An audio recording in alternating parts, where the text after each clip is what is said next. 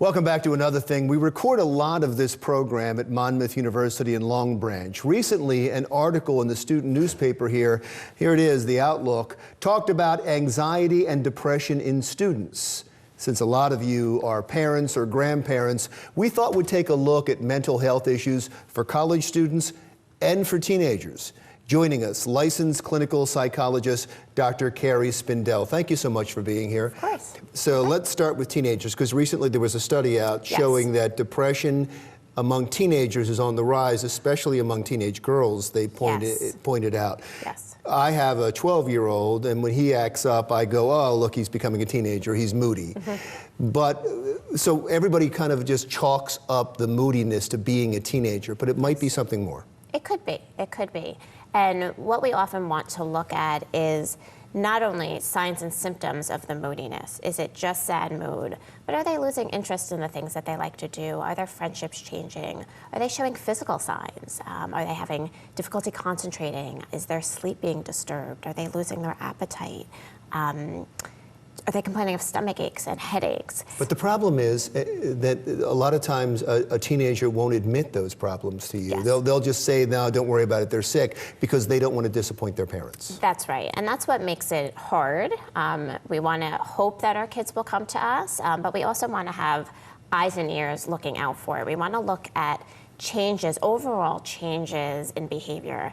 Are they functioning differently at school? Are their grades suddenly changing and it's not characteristic of them? Are they suddenly not spending time with friends? Or did their friend group suddenly switch all of a sudden?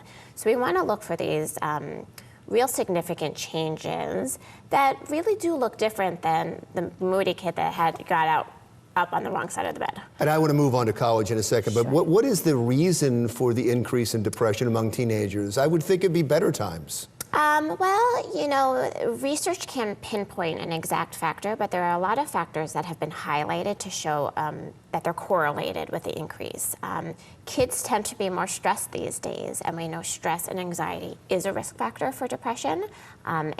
Expectations are high. So the study that we talked about specifically was among teenagers. Yes. Has there been a study with college students?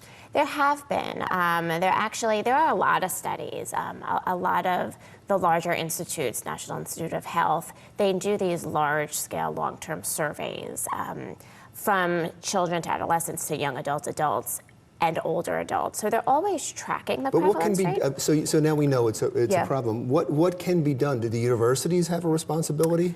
I think everyone has a responsibility. Everyone who is involved with teenagers and young adults on some level have a responsibility. For example, for the adolescents, the American Academy of Pediatrics is starting to recommend that doctors, pediatricians, do yearly screeners. I think on depression. For depression. On college campuses, the counseling centers can have outreach programs to offer screenings, to offer support groups, resources.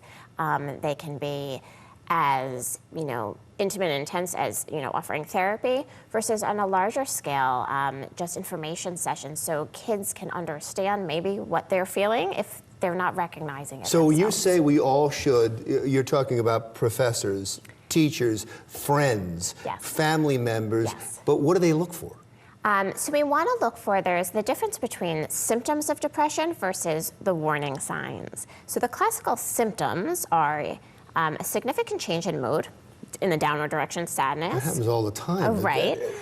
But we want to look for a mood that not only changes in the downward direction, but that is consistent. For example, for major depressive disorder, that sadness needs to last for at least 2 weeks without interruption. Okay. We want to look for a change in interest in things that they usually like to do. Are they not experiencing the same joy and pleasure in the activities that they like to do? We want to look for physical symptoms. Is their ability to attend and concentrate in school drastically decreasing? Are they not getting sleep? Are they having trouble falling asleep? Are they having trouble staying asleep? Is their appetite changing? Is their weight changing? Are they expressing feelings of worthlessness, hopelessness, helplessness? And when that happens, a lot of people don't want to get involved, Right. especially friends or teachers. Can they anonymously call somebody? Can they? Sure. I mean, I think different institutions have different services available. There are definitely hotlines available that should always be advertised across campuses so that individuals can go anonymously.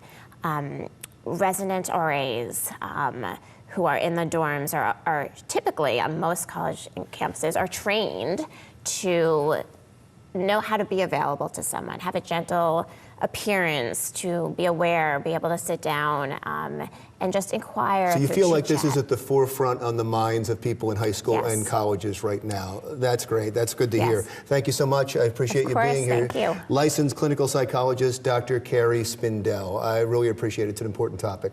When we come back, Dawn talks to a man who was once a devout atheist and is now a man of God. That's next on Another Thing.